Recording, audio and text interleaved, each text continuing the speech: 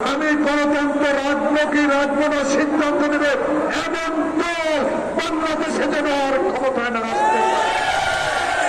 আমার বাবার দেশ, আমার পিতার দেশ।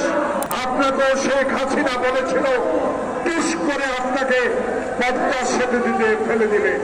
সরকারের কাছে চাইবে, কিন্তু এমন দাবি চাওয়া উচিত নয় যে দাবিগুলো সমাজে, যে দাবিগুলো জনগণের মধ্যে অশান্তির সৃষ্টি হবে, যে দাবিগুলো মানুষের সেবার কাজে নিয়োজিত থাকবে, বিশৃঙ্খলা সৃষ্টি হবে না। এইসব দাবিগুলো নিয়ে অবশ্যই কথা বলার অধিকার 5 আগস্টের পর এই সরকার দিয়েছে। তাই বলে এমন কাজ আমরা করব না যেই কাজে আমাদের আগামীর নির্বাচন, যেই কাজে আমাদের বিগত 16 বছরে শেখ হাসিনার অত্যাচার অবিচার, বিগত দিনে জেল জুলুম, বিগত দিনে বাংলাদেশের অবিসংবাদিত নেত্রী বেগম খালেদা জিয়াকে বিনা কারণে কারাগারে 5টি বছর তার জীবন থেকে অতিবাহিত করেছে। এমন আন্দোলনে যাব না, এমন কথা আমরা বলবো না যে অতীতের হাসিনা সরকার বাংলাদেশে আমাদের নেতা তারেক রহমানকে একটি অসত্য মিথ্যা মামলায় আজকে সাজা দিয়ে দেশের বাইরে রেখেছে। আজকে নবীন দলের প্রত্যাশা ছিল 3 মাস অতিবাহিত হলো, 4 মাস অতিবাহিত হলো, এখনো আমাদের প্রিয় নেতা তারেক রহমান 16 বছর বাইরে থাকার পরে দেশে কেন আসতে পারল না?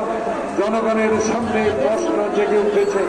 প্রিয় ভাইয়েরা, নবীন দল তাই আজকে প্রত্যাশা করছে এই সরকারের কাছে, আসুন আমাদের প্রিয় নেতা সহ বাংলাদেশের 40 লক্ষ মামলা দায়ের করেছে শেখ হাসিনা।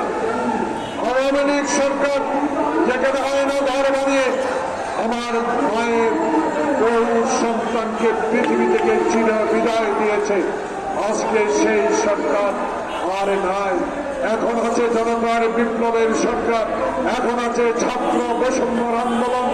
সেই ছাত্ররা 2000-এর উপরে রক্ত দিয়ে বাংলাদেশে কথা বলার অধিকার ফেরত দিয়েছে, আমার ভাইদেরকে কথা বলার অধিকার দিয়েছে।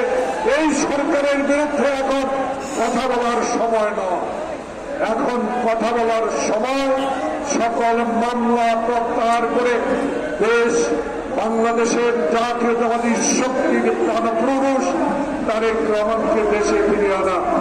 আজকে তাই সরকারের কাছে আবেদন জানাবো, আমরা তো আপনাদের বিরোধী নয়, আমাদের রক্তের বিনিময়ে আমাদের আন্দোলনের ফসল আজকের এই সরকার। এই সরকারকে আমরা সহযোগিতা করতে চাই, কিন্তু সরকারের কাছে আমাদের দাবিও থাকবে। যেখানে আমরা হাঁটু পানিতে দাঁড়িয়ে রাত কাটিয়েছি, যেখানে আমরা কবরস্থানে ঘুমিয়েছি, আমরা যেখানে মামলা কাঁদিনে এক ডিস্ট্রিক্ট থেকে আরেক ডিস্ট্রিক্টে ঘুরিয়ে বেরিয়েছি, সেখানে পুলিশ গ্রেপ্তার করেছে, অত্যাচার করেছে, আমাদের মেরুদণ্ড ভেঙে দিয়েছে। প্রিয় ভাইয়েরা, এই সরকার জনগণের সরকার, এই সরকার শুধু নির্বাচনের সরকার। এই সরকার একটা নির্বাচনী ম্যাপ ঘোষণা করতে হবে, যেই নির্বাচনের মধ্যে দিয়ে জনগণের প্রত্যাশা পূরণ হবে, জনগণ নির্ভয়ে ভোট কেন্দ্রে গিয়ে তার মনোনীত প্রার্থীকে নির্বাচিত করতে পারবে, এমন একটি সরকারের প্রয়োজন এই মুহূর্তে।